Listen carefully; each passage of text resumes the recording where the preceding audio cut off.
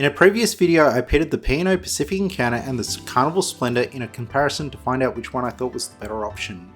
If you haven't seen that video, I'll leave a link in the description at the end of this video.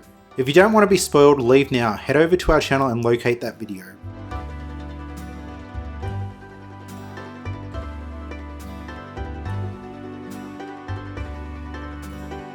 Okay, if you're still here, spoiler alert for that video if you haven't already seen it.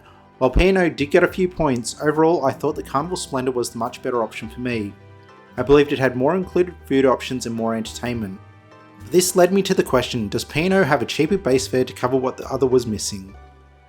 If you're not sure what the base fare is, it's the price you pay for the cruise ticket to get on. With this you get the absolute minimum, things like your cabin, the included food and included shows. So essentially what you pay for if you don't want to pay an extra cent. So if P&O had or felt like it had less included, that should mean that it's cheaper, right? After all, having less included should mean that it should be cheaper to get on the ship, and then you pay extra to get on board for what was missing. Also, P&O have some people thinking that they are a budget cruise line and every other cruise line that you're paying for you get extra to get extra. Me personally, I'm one of those people.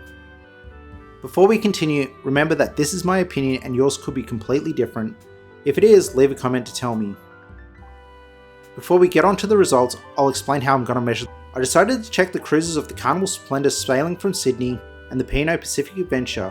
I decided to go with these as they both sail from Sydney and they usually sail all year round. I'll explain why I said that later. To make the comparison, I'm going to pick one cruise from each month, starting from January 2024 with a similar itinerary from the other cruise ship within a month of each other. If I couldn't find something exact, I went with something that I felt could be as close as I could. I did this as this is how I research my own cruises. I find the time that I can go, then I pick an itinerary that I like, then I pick the best price from the cruise lines. All my research was done on the 11th of August 2023. I've also included Christmas and New Year's cruises to see if a special event would make a difference to the results. To simplify the results, I'm only going to check the first advertised price, which is usually an inside cabin if it's available. I also know that P&O have 3 different prices, but the first advertised price is the one that most people look at. And personally, if I'm browsing for cruises, I don't go and check the 3 prices, I just see the originally advertised price. I doubt any other average person that's thinking of cruising would do anything different either, if they were just checking the price from the cruise lines themselves. One more thing before we begin, there's going to be a fair few other things that could sway the price that I'm well aware of. Things like the cruise lines have so many sales throughout the year that the results could easily change. So sign up to the mailing list if you want to get those specials, some of them are fantastic. Prices could also change if booking from travel agents, so I'm going to go get the advertised price from P&O and Carnival's own websites, since the travel agents could also have a different price depending on where you go. This isn't a scientific comparison, I'm well aware of that. There are many other ways that I could have gotten the answer and either way could have given me a different result.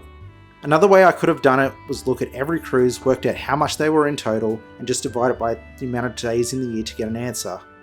I could have done that, but I'm not going to. If you want to do that, feel free and just tell me the results, but I'm not going to do that. So if you're thinking I'm missing something in my comparison, tell us. So what did I come up with? Skip ahead if you don't want to see all my working out, I'll understand. Personally, it's not something I would want to sit through. For January, Carnival had an 8-night cruise to the South Pacific with the cheapest room being an ocean view for $1,340, which works out to be $167.50 per night, while P&O had a 9-night Vanuatu for $2,189 interior room, which works out to be $218.90 per night. For February, unfortunately this month there is no results as the Adventure is going to dry dock. This is why I said usually sails all year round. On to March, we have the Carnival going on a 10-night cruise to New Zealand for $1,070 for an interior room, which is $107 per night. P&O has a 12-night cruise to New Zealand for $1,591 for interior, which is $132 per night. April brings us a 4-night Moreton Island cruise and Carnival has an interior for $562, which is $140.90 per night, and P&O is $399, which is $99.50 per night. For May, Carnival is going to New Caledonia for $767, which is $85.22. P&O is going to Vanuatu for $1,149, which is $114.90 per night. Heading into the first month of winter and we head into the warmth of the Great Barrier Reef. Carnival has 10 days, which I'll admit starts a couple of days into the last of May for $920, which is $92 per night. P&O is in the middle of the month and is $1,199 or $119.90 per night. For July we're off to the South Pacific, where both ships are going to the South Pacific. Carnival has 9 nights for $1,012 or $112.44 per night. P&O has 11 nights for $799 or $88.17 per night. For August, fortunately this month also has no result, as the Splendor is going for her dry dock. For September we're off to the South Pacific again for Carnival, and a 9-night cruise will cost us $857 or $95.22. P&O is going to Vanuatu for 10 days for $849 or $84.90 per night. In October we are going back to Moreton Island for 4 nights. Carnival is charging us $546 or $136.50 per night, while P&O is $549 or $137.25 per night. For November I chose a Melbourne Cup cruise, leaving a day out of each other. This is by far the closest comparison I could get. Both have the exact same number of nights at 6 nights. Carnival is charging $953 or $158.83 per night.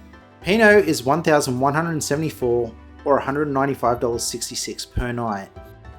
For December I changed it up a little and decided to check out how much the 2 special events for the month were, Christmas and New Year's. While both are going to different places, I felt like seeing which one was cheaper for a special event was.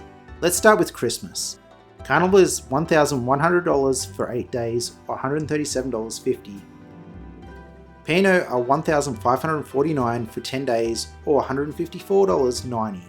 Now on to New Year's. Carnival is $1,470 for 9 days or $157.44 per night. P&O is $1,699 for 10 days or $169.90 per day. Now on to my final thoughts. This was interesting. Before I researched this, I was under the same impression that some people had, that P&O was the budget cruise line and they were going to be cheaper most of the time. But this was actually shocking. To have all but 3 cruises go Carnival's way was very, very, very surprising. One thing I did notice was that when P&O was cheaper, it was around the New South Wales school holidays, the exception being January, Christmas and the New Year cruises, which is during the peak period of cruising in Australia. Also, some of the months that the closest I could get wasn't going to be the exact same place, but rather was New Caledonia for one, while the other was going to Vanuatu. It made me think for a minute. Is the port fees more expensive in Vanuatu rather than New Caledonia? Was this changing the price that much? The thing with this is that September, a month that P&O was cheaper, they're going to Vanuatu, so the port taxes couldn't be that much difference if the month is cheaper. So with that, the score should remain. Once I recorded the original audio and edited half the video for this episode, I began to wonder if the fact that P&O having 3 different pricing structures made a difference. Does having a lower price point than the advertised price make a difference in the outcome in any way? So I decided to explore the price of the itineraries again on the 24th of August. I won't bore you again with all the working out, but I'll quickly show you the screenshots.